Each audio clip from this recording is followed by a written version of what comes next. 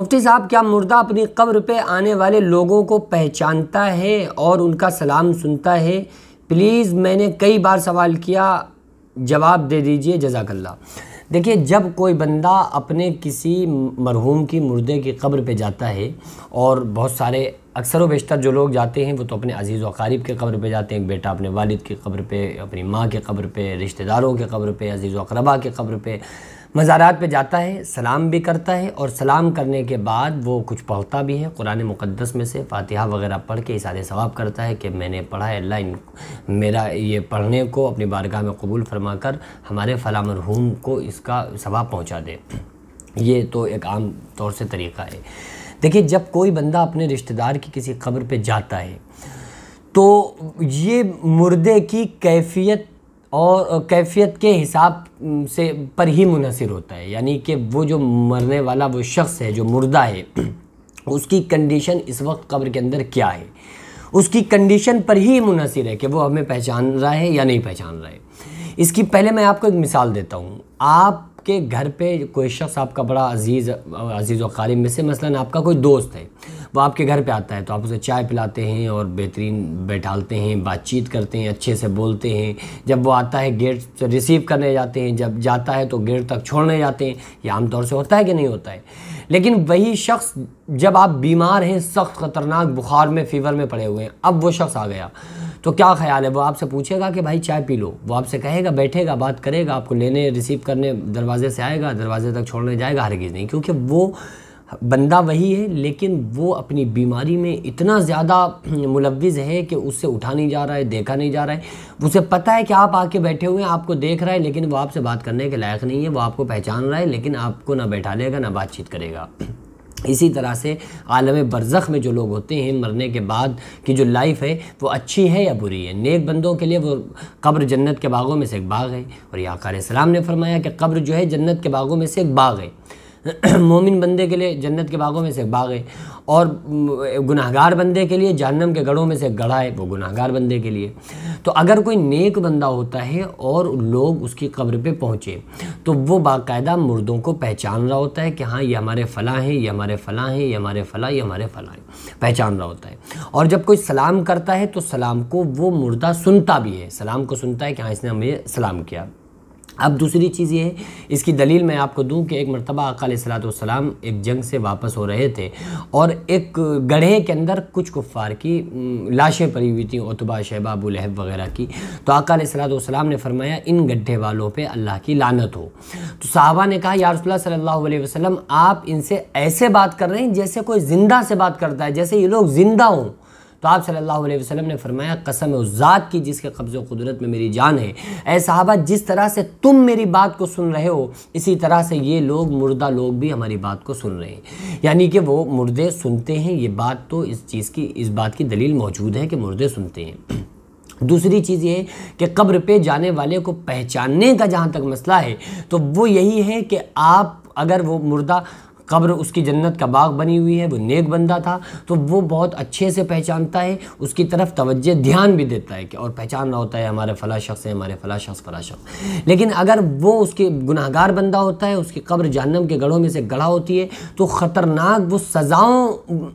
میں ملوث ہوتا ہے، اس کے اوپر خطرناک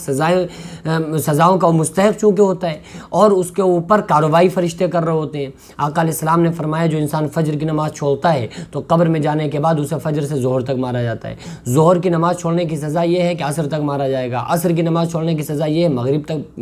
قبر میں مارا جائے گا، مغرب کی چھوڑنے کی سزا یہ ہے کہ عشاء کی یہ ہے کہ فجر تک اس کو مارا جائے گا۔ سوال کرنے کے بعد فرشتے سوال جب کرتے من ربک ما دینک ما کنت تقول فی شان ھذا الرجل، نیک بندہ جواب دے دیتا ہے کہ میرا رب اللہ ہے، میرا دین اسلام ہے، ہم آقا علیہ السلام کے امتی ہیں۔ صحیح جواب جب کوئی بندہ دے دیتا ہے تو اس کے لیے قبر جنت کے باغوں میں سے ایک باغ بن جاتی ہے، جہاں تک مردے کی نگاہ جاتی ہے حد نگاہ اس کی قبر کو گشادہ کر دیا جاتا ہے۔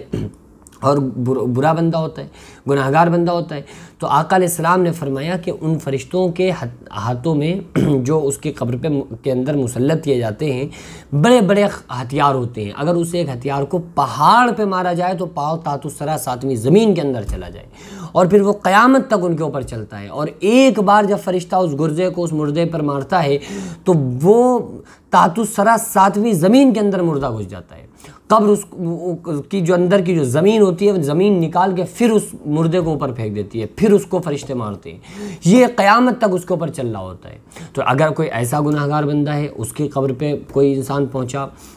تو ظاہر ہے کہ وہ اس نے پہچان بھی اگر لے کہ ہاں یہ ہمارا فلاں شخص ہے، تو اس کی طرف اس کی کوئی توجہ نہیں ہوتی ہے، بلکہ وہ عذاب میں ملوث ہوتا ہے۔ تو بخار میں انسان اپنے آنے والے کو نہیں پہچان رہا ہوتا ہے، پہچان کے بھی نہیں پہچان رہا ہوتا ہے، اور اس کی طرف توجہ نہیں ہوتی ہے، تو عالم برزخ میں سزا بھگتنے والے انسان کی ایک مردے کی توجہ آپ کی طرف کیسے ہوگی؟ ہاں لیکن اگر مرنے والا شخص نیک تھا، وہ مردہ نیک ہے، تو آپ کی طرف اس کی پوری توجہ ہوتی ہے، آپ کو دیکھ رہا ہوتا ہے، پہچان رہا ہوتا ہے، آپ کی سن رہا ہوتا ہے۔ اور آقا علیہ السلام نے فرمایا کہ جب کوئی بندہ اپنے مردے کو ایصال ثواب کرتا ہے، اس کے راوی حضرت ابو ہریرہ رضی اللہ تعالیٰ عنہ ہے، اور غالباً یہ بخاری شریف کی حدیث ہے۔ آقا علیہ السلام نے فرمایا جب کوئی مردے کو ایصال ثواب کرتا ہے تو وہ اس کی وجہ سے بہت خوش ہوتا ہے۔ جب اللہ تعالیٰ پیش کرتا ہے نا کہ لو یہ تمہارے فلاں شخص نے تمہیں ایصال ثواب کیا ہے، تمہاری طرف سے صدقہ کیا ہے، تمہاری طرف سے اس نے قرآن پڑھ کے بخشا ہے، تو اس کو اس کا ثواب جو اس کو دیا جاتا ہے تو اسے بہت خوشی ہوتی ہے۔ آقا علیہ السلام نے فرمایا ایسی خوشی اسے زندگی میں کبھی میسر نہیں ہوئی ہوتی ہے۔ اور اس کے ثبوت ملتے ہیں کہ صدقہ انسان مردے کی طرف سے کر دے تو اس کو ثواب ملتا ہے۔ ایصال ثواب کے تعلق سے ثبوت ملتے ہیں۔ ایک مرتبہ ایک صحابی نے آ کر کہا یا رسول اللہ صلی اللہ علیہ وسلم میری ماں کا انتقال ہو گیا، میں یہ چاہتا ہوں کہ میری ماں کو میں کچھ ایصال ثواب کروں، کچھ صدقہ کروں۔ تو آقا علیہ السلام نے فرمایا کہ تم اپنی ماں کے نام سے ایک کنواں کھدوا دو اور اسے عام کر دو کہ جو چاہے پانی پیے، تو جب تک لوگ اس سے پانی پیتے رہیں گے تمہاری ماں کو ثواب ملتا رہے گا۔ تو کسی اپنے مرحوم کے نام سے صدقہ کرنا، خیرات کرنا، قرآن پڑھ کے ایصال ثواب کرنا، یہ ساری چیزیں جائز ہیں، انسان کو کرنا چاہیے، اور اس سے اس کو خوشی بھی ملتی ہے اور اس کا فائدہ بھی ملتا ہے کہ اس کو راحت ملتی ہے۔ عذاب ہو رہا ہوتا ہے تو ہمارے پڑھنے کی وجہ سے عذاب میں اس کے تخفیف بھی ہوتی ہے، اور اگر عذاب نہیں ہو رہا ہوتا ہے تو اللہ تعالیٰ اس کی وجہ سے اس کے درجات کو بلند فرماتا ہے۔ اس لیے ہم لوگ سارے کے سارے مرحوم، ایسا نہیں کہ اپنے اپنے مرحومین کو ہم بخشیں، بلکہ سارے لوگوں کے لیے، مومنین مومنات، مسلمین مسلمات، سب کے لیے دعائے مغفرت کیا کریں، اور جب بھی کچھ ہم پڑھیں تو ان کو ایصال ثواب کریں، تو اللہ تعالیٰ سب کو برابر برابر ثواب عطا فرمائے گا۔ اللہ تبارک و تعالیٰ سے دعا ہے کہ پروردگار عالم ان تمام لوگوں کی جو مسلمان اس دنیا سے رخصت ہو چکے ہیں، مرد و عورت، اللہ تعالیٰ ان تمام لوگوں کی بخشش فرمائے، ان کو جنت الفردوس میں اعلیٰ سے اعلیٰ مقام عطا فرمائے۔